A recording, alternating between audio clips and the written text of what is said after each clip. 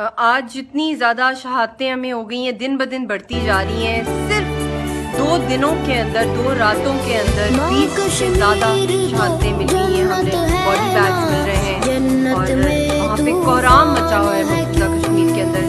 मैं अपील कर रही हूँ पाकिस्तानी नेशन से, पाकिस्तान की हर माँ से कि आपके भी वो बच्चे हैं जो वहाँ शहीद हो रहे हैं, जो सिस्कियाँ, जो आहें, जो चीखें, जो चीखो पुकार हो रहा है, जो जुल्म हो रहा है हमारे ऊपर। हमारा क्या कसूर है? हम आज़ादी मांग रहे हैं, हम हिंदुस्तान का हिस्सा नहीं है। हिंदुस्तान की जो दहशतगर्दी है वो दिन ब दिन बढ़ती जा रही है। इस दहशतगर्दी को रोकने में आप लोग हमारा साथ दें, निकले बाहर, सड़कों पे निकले, एहतजाज करें, दुनिया भर को ये बताएं कि आप कश्मीरी कौम पे जुल्म बर्दाश्त नहीं करेंगे और उसको रोकने में हमारा साथ दें, हमारी आवाज़ बने। हमारी और कितनी लाशें चाहिए कि तब दुनिया रियलाइज करेगी। यूनाइटेड नेशंस कहाँ सो रहा है? पाकिस्तान की मैं गवर्नमेंट को अपील करती हूँ कि फिलहाल इस वक्त इमरजेंसी में अपने वक्त भेजे दुनिया की ग्लोबल कैपिटल्स के अंदर।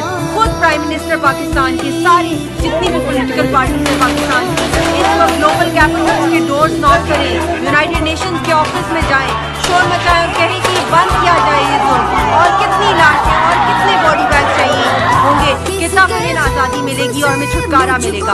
और जो एक वहशी, एक जानवर, एक दरिंदे की तरह बन गया है हिंदुस्तान, इसको, इसकी जो प्यास है हमारे खून की, वो बुझती ही नहीं है। दिन ब दिन वो हमें और से और जुल्म बढ़ा रहा है। हमारी साथ